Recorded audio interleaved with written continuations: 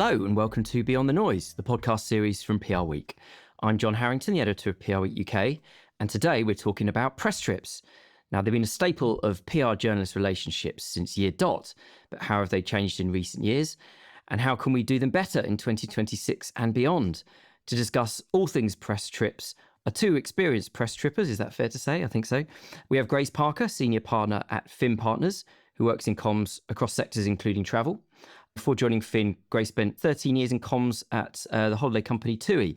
Welcome, Grace. How are you today? I'm good, thank you. Thanks so much for having me, John. Pleasure. Thanks for coming. And we also have Heather Delaney, MD and founder at Gallium Ventures, which is the tech specialist comms agency. Welcome, Heather. How are you? Yeah, great. Thanks for having me as well. No problem at all. And thanks again for coming on board. So I'm going to dive straight into the questions. First thing I want to ask is, how important do you think press trips are to you and your clients now versus, let's move back to, let's say, just before COVID as a useful sort of barometer, really? Grace, would you like to go first?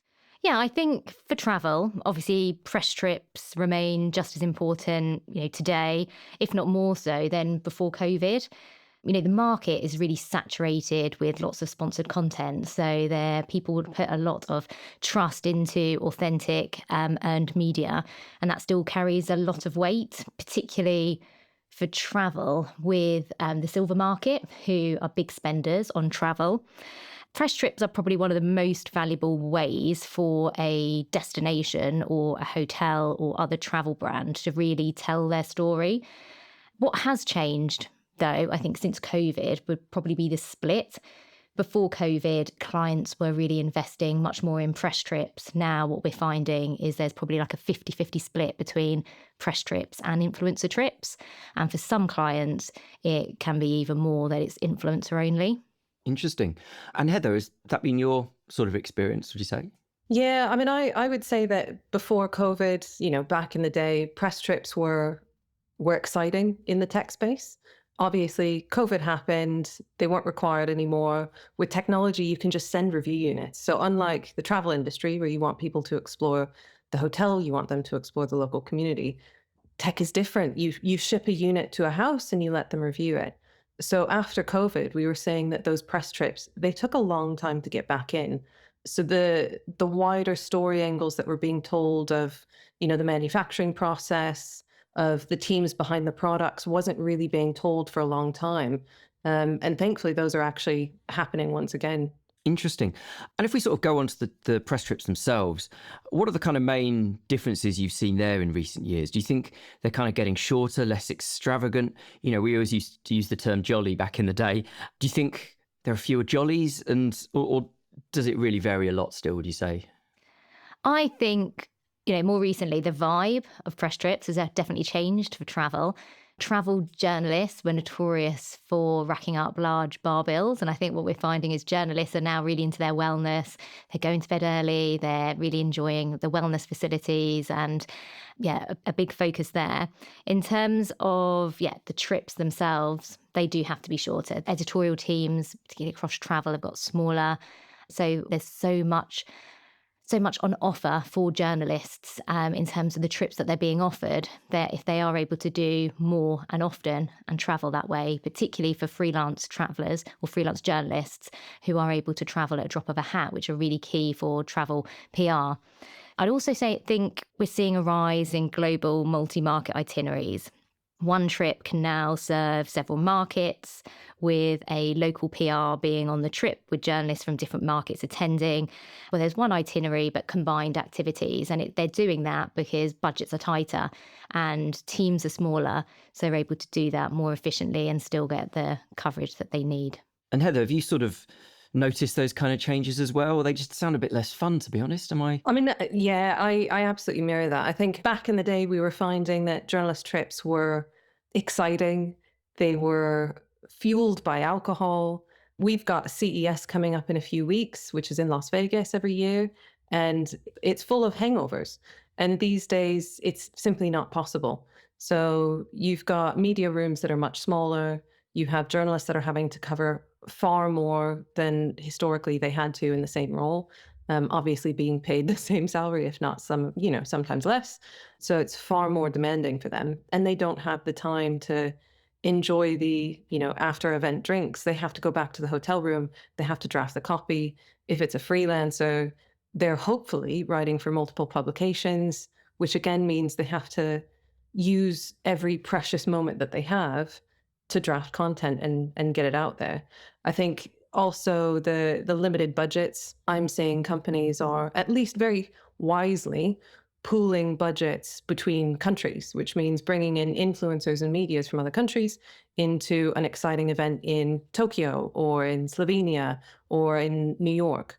And then at least that way the budget can be pooled in a way that we're saying it's more exciting, something probably a bit more culturally relevant to where the journalists are, which I think is a benefit and a curse. I think part of that budget is definitely going towards influencers, which can actually take a lot more of the budget than it will for traditional media, where it's earned press coverage. I think the benefit is obviously people are enjoying something a bit more creative sometimes, but with the limited budgets, you're finding more journalists are in the air longer than they're on the ground. In which case, what's the point in attending the event? Just give me the press release. Yeah, it's interesting. I'll definitely come on to influencers in a bit, but I'm interested in what you say, that point about journalists having less time, wanting to make sure they've got time to write things up and so on. Do you feel that you have to be a bit more stringent and precise around what you're doing when, and making sure that there is allocation for people to check their emails, check in with the office, write stuff up, use social media and so on? Yeah, absolutely. I think previously brands expected that they're paying for the flights, the accommodation, and the time for journalists. So a journalist has to abide by the strict schedule that they're being given. But these days, because again, we're working with more freelancers, people are having to write more content. They might write an article, but then also they're having to do the email marketing. They're also having to draft for the social. There might be an expectation or an agreement that they're having to do an advertorial at the same time. So it's far more difficult for them. And I think there's sometimes a bit of a disconnect. You're finding that previously brands had that expectation of, you're here for fun, we're going to have fun. COVID then hit. There was a bit of a gap where they weren't attending events or they weren't putting on events. And that expectation stayed, where it's, well, we're paying you to fly out. Surely you should be spending as much time humanly possible with us, but it's just not possible. Wow. So there's a real kind of, do you feel there's a bit of an education, maybe that's the wrong term to use, but a bit of kind of understanding that clients have to have in many senses, that things aren't as they were, and the days of the kind of, you can just spend some casual few hours extra with the journalists are probably just not really realistic anymore. Yeah, I think the expectation has to shift. I mean, you're then looking at different cultural issues. I mean, we work with brands all over the world. So we work with media in different countries. We work with teams across Asia, Europe, North America, Australia. So I think you then have to look at the cultural differences in how they work with media. There's some countries where it's totally normal to take a look at the review before it's published, maybe suggest a higher star rating. Obviously, we know with earned media, that's not on the books. You can't do that. It's earned. So I think there's an education from a cultural side. There's an education from, sometimes the decision maker internally might not have a PR background. They might be more advertorials, they might be advertising, they might be marketing. It could sometimes be a CEO who's never had to do PR in their career, and suddenly they find themselves in that seat having to make those decisions. So you're having to educate the client at the same time that press are busy. This is a day job, so their free time, usually is spent drafting content and trying to catch up with the workload, but also they need to sleep.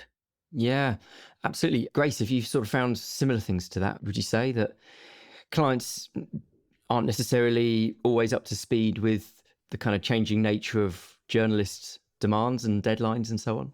Yeah, I think it's definitely an education piece, that you have to set expectations with clients in advance and help them understand the media landscape, how teams are becoming smaller. Whenever you do host a press trip, you want the top tier media on there. And of course, you want the travel editors to come along. Like it's about informing the client that those travel editors at the end of the day have to edit the travel pages. So yes, they will be there. They'll try to attend as much of the itinerary as possible, but effectively they still have to have those pages ready to go live and at the weekends. And that's a challenge because the teams are a lot smaller now than what they used to be. I think there is also an expectation that, there could be a breaking news story. And as we know, travel particularly is always hitting the headlines. Something's always happening to respond to. And some of the travel editors that you might particularly, or journalists that you might have in your trip, are also spokespeople for their publication. So could be pulled into live media and have to do interviews whilst away. So I think, you are experiencing those challenges, and it's about being much more flexible and educating your client on what to expect and the media landscape and how things are working if they want some of those top tier media to attend. Right. Yeah, makes sense. I mean, do you find in general it's more difficult to get the media to agree to go on a press trip in the first place at the moment? Yes, I would say it is. That's because of the amount of press trips that are being offered. So journalists can choose to be selective. I'd also say that there are a lot, luxury travel particularly is growing. So journalists are being offered some incredible experiences and experiential travel as well to go on. So there's a lot to compete with, particularly if you have a client that doesn't have any new openings or any new programs. Like how do you make their, so that's our job, is to make it really interesting, and finding the right angle that will really work then for that journalist. And I think what's really important there are the long-term relationships that you build with the travel media so that they understand your brand and you're giving them enough time as well to attend your trip. So going to them, months in advance, so that it's kind of, you're not trying to fill a trip with like just weeks to go. If you want the top tier media on there, you need to give them, a large amount of time, even sometimes 6 months. And I think freelancers are also really crucial to travel coverage. And, they're really struggling as well. They've got reduced commissions and tighter editorial budgets, which really can slow then those commitments for press trips. So to secure attendance, I think PRs are really increasingly expected to curate these really strong angles and assets. And I think assets is also becoming really key to help bring to life those stories. People want to feel and touch the destination. So really strong video content, strong imagery as well of that to kind of bring, particularly as a lot of travel content is going online and video is becoming a key part of their strategy. Yeah. And Heather, what do you think? Are you finding similar things, that it is harder to get the media to agree to go on press trips generally? I think yes and no. I mean, it really depends. I think that you've got brands who are suddenly spending money on, exciting events. They're taking them to Paris to test out cameras. They're taking them to, Hawaii and all sorts of amazing places. I think the difference is there's still a little bit of the old mindset of we'll surprise them. We're flying them to France. They're going to enjoy it. We'll surprise them with what the news is. But based on the fact that there's such small numbers in the newsroom, it's just not possible. There's no way a journalist can agree to a trip if they don't actually know what's on the line. What's the story going to be? Is it going to be multiple angles? Is it, something just a bit vague? Is it going to be uninteresting? In which case that is massively wasted time. So the best approach that brands could be taking is giving them embargoed information in advance, allowing them time to be able to draft the content that they can. And then once they attend the press trip, it means that they can enjoy themselves a little bit, but at the same time that final piece to the puzzle can be added while they're on the ground. But I think from the media that we know and work with on a daily basis, I was talking to one today who's on his trip over to Dubai. We were just talking about heading over to Las Vegas in a couple of weeks for an event, and he's trying to get his schedule. He doesn't have his schedule yet. And it's hard for him to plan anything. And I think from the journalists that I was speaking with, it's becoming increasingly sacrificial for freelancers, especially. They aren't paid a day rate anymore. They're often paid under £200 for all the work that they're doing on a press trip. So everything they have to cover, they need to work on the flight. It's absolutely bananas. I know a journalist I think he's 6'4", and he has to refuse trips flat out if they're more than 5 hours and they're not premium economy, simply because he can't fit. He can't get the work done in a small economy seat. that he needs to do as a freelancer. Wow. Really has changed, doesn't it? I thought at this point, I was talking to my colleagues earlier on and some other journalists who I'd known for a while, and we're talking about ways in which press trips have traditionally gone wrong or not been perfect. I thought it'd be good to get your ideas of this. By the way, I haven't really been on many press trips in recent years. There's something about PR Week that means it's not really part of our industry, is it, so much? And I'm not talking about the occasional trip over to interview someone or Cannes or something like that, but, you know, the types of press trips that you guys are talking about. So here are some of the things we identified. And some of these you have actually alluded to, so that's good. Firstly, PR professionals not having a clear idea of expectations. So not demands necessarily, but what do they expect the journalist to that title, that specific journalist could write at that specific time? Thinking back from the coverage, really, thinking about what the coverage could look like. We were saying that's kind of a good approach, rather than having a kind of an impressive lineup of places to go on paper and the most impressive locations and so on. Things like making sure there's at least one person who the journalist could interview that would provide a decent hook for them in that particular circumstance. Other things, trying to pack too much in and not allowing enough downtime, definitely links to what you were both saying earlier on. And then on a practical basis, sometimes the comms professional not knowing the local area enough and just having like awkward moments of like getting lost or, you know, not knowing the way to the taxi or having the local currency, I guess, and things like that. What do you think? Do they all sound like fair and do they all sort of resonate with your experiences?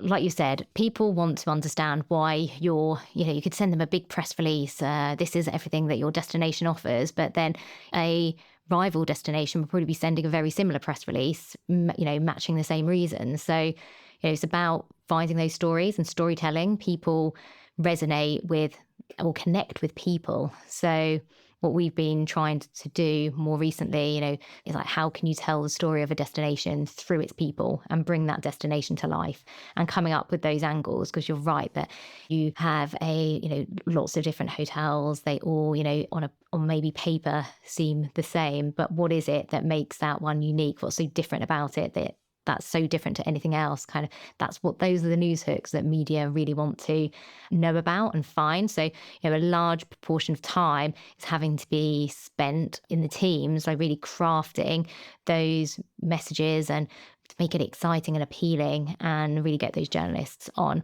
I think you're right that where potentially people come up to challenges is on the ground, like being unprepared, like not knowing kind of the local area. So preparation is key to make sure that you or even are using local people on the ground who can help support you and make that whole experience really seamless for everyone there, because they're spending a lot of time to come out of the office to go to that hotel, go to that destination, be on this excursion or this tour.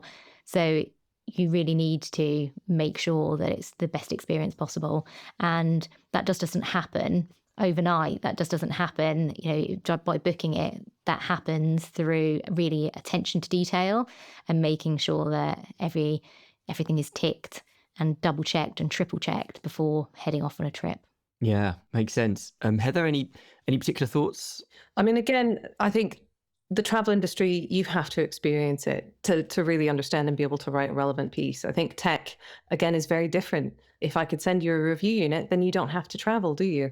So I think for us, the travel has to be for a reason. It has to actually link into the story of the product, the service, the why. I mean, it might be a case of flying journalists over to Taiwan because that's where the C-suite is, that's where the CEO is. They can actually meet people on the ground who are very senior, giving them access to people that they would never normally be able to speak with. It might be a case we've had a trip to Slovenia with a company, which was brilliant because it was showcasing the fact that it's a local company, that the product is created, designed, manufactured in Slovenia. And how often do you have something that's not being made in China? It's being made in Slovenia, in Europe. So for that, it was necessary to fly people out because they could look at the manufacturing process. They could see the team behind the company. They can see that these are people who, often come from the same town, who know each other, have known each other for years, probably know the parents of each family, and just showing that it's a very unique experience. And then, having a lovely event with a local pizza company, which is family run, and a beer company, which is family run. So those touches are necessary to tell the wider story. But that does mean that PR teams again, have to have a purpose for it. Flying to Tokyo is amazing, but why? If the purpose is testing a camera and getting really amazing photographs, or testing geolocation technology in both a city and a countryside, okay, that makes sense. But journalists are busy, journalists are tired, journalists might have children, and childcare is expensive.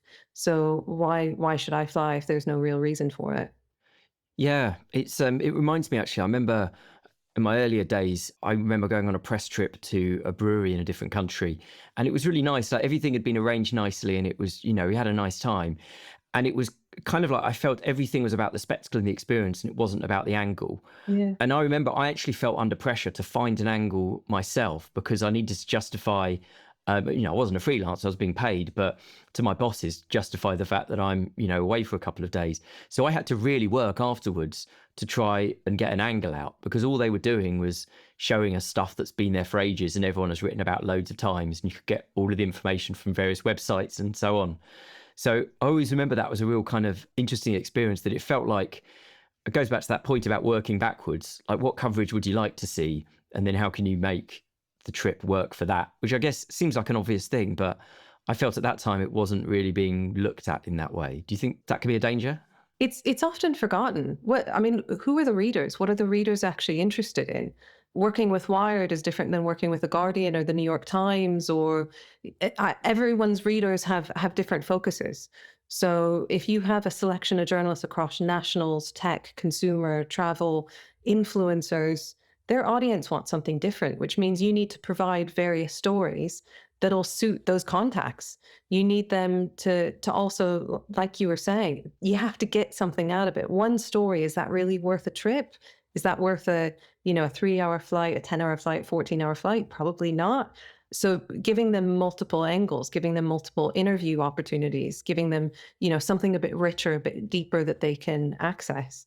That whole point about the audience, particularly, and the newspapers, the publication thinking about their audiences, I think that is playing into press trips too, because people much more want personalized individual press trips to travel on, because they have a specific story in mind for their reader, and because the readership differs. So, across different publications and across different media, it means that they can do an itinerary that's specifically tailored for the angles or the stories they want to cover, rather than going on a group press trip that will be a set itinerary and that lots of media will be on. I think that's what we're finding now, that individual trips are much more outperforming group trips, and having that flexibility for key journalists themselves is becoming a key part of that story.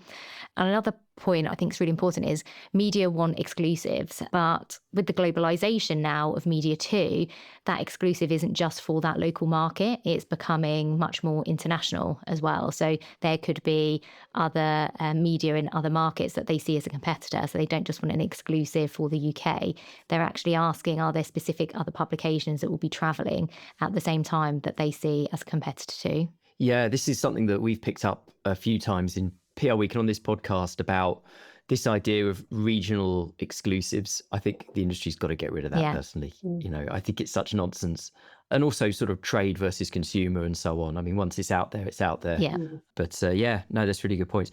So next question, I want to talk about how you manage the issue of expected coverage. Have you ever encountered problems with this? Or has anyone else in your agencies perhaps, or people you've worked with? Yeah, I think in terms of managing coverage, I would say coverage starts with the expectations of the client. So going back to your point, but thinking about that story and what it looks like, and then setting the expectations of what the client can expect to get out of that trip. Part of it can be an education piece, because some clients you work with maybe haven't worked specifically with PR. They're much more marketing focused. So, and some clients aren't based in the UK market, so don't understand maybe how the UK media landscape works, and are potentially earned media is very different to the paid media. So I think definitely setting the expectations outright can be really important to help kind of with the journey and when that coverage eventually appears. And I think, there are on occasions when what we find in travel is that some trips can be booked 6 to 9 months in advance. And sometimes then the journalist will travel, and in between that time, the editorial teams or the travel editor has changed and there's been changes, and not necessarily has some trips maybe missed in the actual handover. So that's where it's really important to have really good relationships with all of the travel editors to make sure that if there is a specific change, you're meeting them and communicating that all the coverage that's expected and what's previously been agreed. As we work in travel, can be delays to coverage, particularly if there's an incident that happens at a destination or travel advice changes to that. It then pauses the coverage. But I think it's about having a relationship where you're keeping your client up to date, constantly chasing coverage too, and leaning on your PR network as well. So, we're a close-knit community. We can share information about journalists that we're working with, and the coverage that's appeared previously. Yeah, makes sense. Heather, what are your thoughts and your experience on this issue, expected coverage and some of those complications? I think you always have teams that expect coverage. They want Wired to attend and they want Wired to write multiple pieces, and it's going to be amazing and it's going to be front cover. So really, it's about education. It's being open and honest with the client, the company that you're working with, making sure that they understand what's the purpose, what's the potential outcome, and what the difference between earned and paid PR is. I think, like was said earlier, I think there's an education about, some teams might be working from other countries. There's cultural differences. They're used to the media working in a very different way. So it's explaining what the local media that you're actually outreaching to, how they would actually be working. I think it's a bit hit and miss with some companies. I mean, we've got CES coming up, and there's an expectation from companies to get high level media, which is great. As long as they have news attending the event, you're relevant, you will be getting the press coverage. If you're looking to have 50 influencers, you have to have the budget for the influencers. So then it's a case of educating them as to whether their budget can actually stand 50 influencers. Sometimes, especially within the tech sector, obviously the news agenda moves very, very quickly. But there's geopolitical issues that might take the air out of the room. We've got a case where, CES is based in Las Vegas, which is in the United States, and there's international media and influencers that don't necessarily feel welcome right now. So it's making sure that, again, you're open, you're honest, and you're keeping a conversation open with the client and explaining, here are, publications and influencers that would very happily meet you. But in this case, they're not going to be attending for these reasons, which is unfortunate, but it's something that you need to take a look at in future. And maybe you arrange an event elsewhere in another location that would be more open to them attending. Yeah, it's a really good point, isn't it? And this kind of the nature of the political landscape and geopolitical issues, and particularly around, what you say about the States, you can see why that might be a concern. I want to go back to influencers, actually. I know they've obviously been mentioned so far, and I think this is a fascinating topic about how you get the right mix of traditional, in inverted commas, media and influencers on trips. Can they work in the same trip? Is it always good to separate them, or does it really vary for each case is different? What do you think, Heather? I think, first of all, the right mix depends on the budget. You can't expect, again, to have 50 influencers attending an event if you have a 10K budget. It's going to be very difficult to pay for them. If you're lucky, some of them are going to be free, but not everyone's going to be affordable. I think influencers, you also have to review who their audience is and what the engagement level is in order to assess whether that budget is accurate or not. I think the right mix will also be determined on what's the purpose. Is the purpose brand awareness? Is it sales? Is it tapping into a new audience? Are you just testing a platform? Because that'll tell you what the split needs to be in terms of traditional media versus the influencers being brought into the trip. I think there's splitting the two groups is happening more so these days. I've had journalists who have complained for years about influencers being given access first, which simply, in their perspective, isn't fair, because you've got influencers that are paid to be there, their trip is covered, their hours are covered, and all of the content that they're going to come out with is going to be reviewed by the company. It's going to be glowing and whatnot. And it's not urgent, where you have traditional publications where their coverage has to be pushed out as quickly as possible for SEO purposes. They're all competing against each other. So in the past, companies have allowed influencers to stand on one side, journalists to stand on the other, and the journalists will watch the influencer walk into the room first to test a product. And that's upset a number of people. By the time the journalist comes in, there's been complaints of, fingerprints on devices, things just kind of strewn around a table. And a journalist has limited hours, again, limited hours because it's a smaller newsroom. So they're having to write a lot more content. And it's frustrating when they come up to a review unit and it's not ready for camera, it's not ready for video. So I think there needs to be an understanding with influencers that you bring in anyways to treat others the way you want to be treated. And a lot of them do.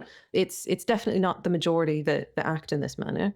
But it means that brands are conscious that influencers want different things. They have a different level of understanding of the technology sometimes, compared to the journalists who often will specialize in what it is that they're writing about. So sometimes it might be more beneficial to split the events simply because of the want and the need of the audiences. Interesting. Grace, what do you think? How do you get the balance? I think it depends on the event. And there's some events that you have a milestone, such as a new hotel opening, a new flight route, that actually there's a point in time where everyone needs to come together at the same time. On those occasions, you are going to have media and influencers at the hotel or on that flight at the same time. But I think it's really important they are hosted separately because media and content creators are trying to get different things out of the trip. And we've learned from experience because there was a time when influencer and media trips were hosted together and there were challenges. Because ultimately a journalist wants for travel and he's going to a destination, wants to soak in that scenery, wants to look at the view, wants to kind of think about the words they're going to use in their piece to really bring that place to life. How does it feel? How does it smell? What are the sounds they can hear? Where a content creator wants an amazing content. So they might want that view with no people in, so we'll get up at the crack of dawn to get that amazing shot, or they'll take shots over and over again to make sure their content is absolutely perfect. They're just trying, to tell their stories in very different ways. And sometimes when you put the two together, it doesn't work. And sometimes the itineraries have to be different, and we host influencer trips and press trips separately. Obviously, if you're looking at a media event to launch a hotel, that's where maybe the two will cross.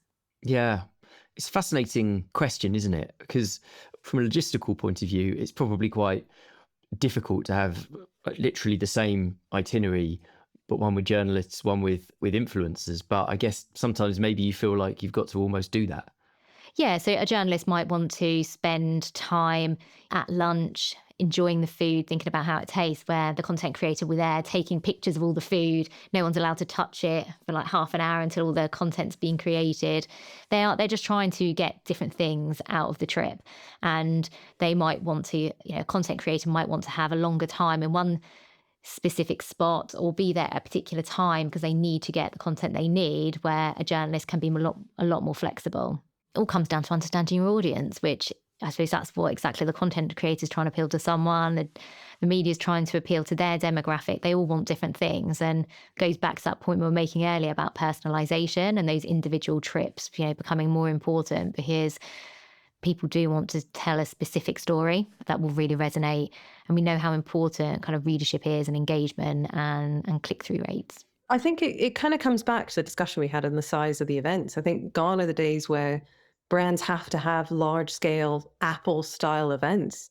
It's perfectly acceptable. And often it's better to have smaller events where maybe you do separate the media, maybe you separate the types of media or, influencers versus traditional journalists.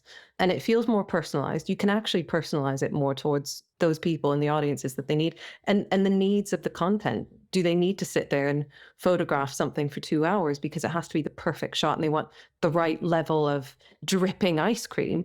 Or is it somebody who wants to experience the company and the manufacturing process? I like the idea of the dripping ice cream press trip. That would be my favourite. Okay, I'd like to ask about press trip horror stories. Do either of you have any press trip horror stories you'd like to or be willing to share with us? Obviously, feel free to anonymise as much as you see fit.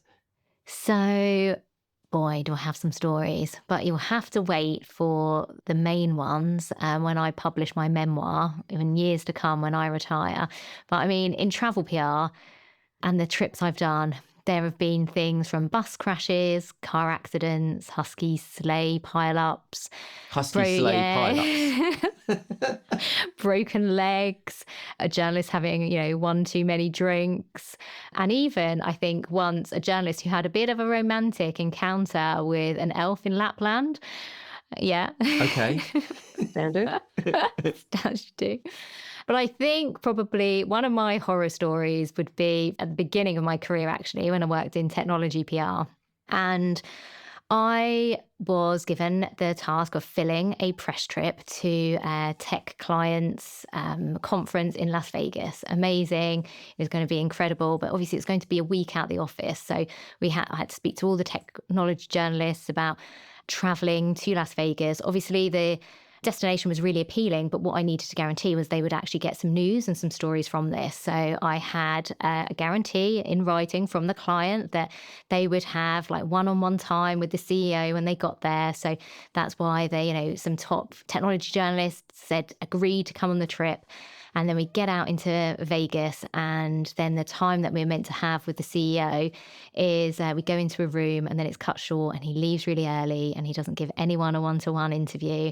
And so then all the journalists haven't got their, the news that they need and the kind of exclusives that they were promised.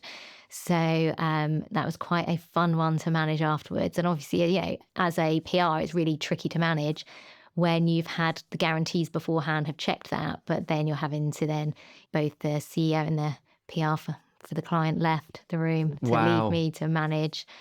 How do you manage that? Unhappy journalists. I took them to the bar, gave them a lot of wine and beer. Fair. I hope you had some yourself. Heather, have you had experiences like that, or maybe in a husky pile-up as well? I don't know. I haven't done the husky pile-up, so I need to go on your press trip next time. I think I recommend it. I've had the typical, many drunken nights where I'm literally carrying people to taxis, carrying them to hotel rooms, making sure that they're alive in the morning and that they show up on time. I've had, media break into fistfights. I've had with each other. Just a wild, some of them which I shall never speak of, just some wild experiences. I think fewer these days because obviously there's less alcohol being consumed at events by the media, so inhibitions are staying put. I often will actually get interesting stories from journalists and influencers themselves. I think it's always nice. They constantly will send me a stream of terrible pitches that have been emailed or their experience at events. And I like it because it's something to learn from, and I can see what's gone wrong and then think, oh my God, we'll never do that. And there's nothing worse than, arranging an interview, interviews and travel and accommodation to see, the Great Pyramids, and influencers don't want to get out of the bus. They just want to sit and play on the phone, and it's like, well, that was a pointless exercise. So I think those type of horror stories are probably stabbing in the heart of every PR person who had to arrange the buses, the travel, the accommodation, and the experience of visiting the pyramids, only to be told that the person who's there didn't want to get out of the bus, and you yourself are still stuck in the office because there was no budget for you to fly out. So wow. Yeah. Yeah. Okay, so we're running out of time, unfortunately, but I would like to ask before we go for you both to please give your top 2 do's and don'ts for organising press trips from your experiences. So I would say preparation. Definitely make sure you're fully prepared. You've kind of vetted the journalists, that you triple checked the itineraries, and that everyone is informed and knows the expectations of the coverage they're going to get. Probably don'ts would be, don't overpromise exclusives or the coverage, because those will be where you will inevitably find lots of challenges and issues. It's best just to kind of have open, honest conversations and don't promise an exclusive that you can't deliver. Great. And Heather? I would say for long haul flights, they need to be a minimum of premium economy. Otherwise, people simply won't want to take that flight. Make sure that the event is memorable, that it's interesting, that there's multiple stories that they'd get out of it, whether that's interviews, product development, anything that you can create. From a don't perspective, don't expect glowing press coverage. If the interview doesn't take place, if it's not up to the journalist expectations, if you didn't tell them anything in advance and it turns out it's sort of a non-event, then you just need to understand that that's probably more of an exercise in building relationships, which isn't ideal because that's a waste of many people's time. But I would say also, please don't arrange trips that are longer in the air than they are on the ground. It's not helpful for journalists to be stuck in a tin can and have very little time with those decision makers, that product, that experience, only to be shunted back into the tin can for a long journey. Okay, we're almost out of time, but before we end, we think it would be a really good idea if we hear from you about your press trip horror stories, your press trip sort of quirky stories, the oddest and most unusual things that have happened to you when you've been out there with media and with influencers on these trips. So if you've got anything you'd like to send over, it can be anonymous. Do please email me. It's john.harrington@haymarket.com. and look forward to hearing about it, and we'll put a story together a bit later on. But that's all the time we've got. Thanks so much to Heather and Grace for your brilliant insights, and thanks to everyone for listening. If you do like what you'd heard, do please leave a review wherever you access the Beyond the Noise podcast. Until next time, goodbye.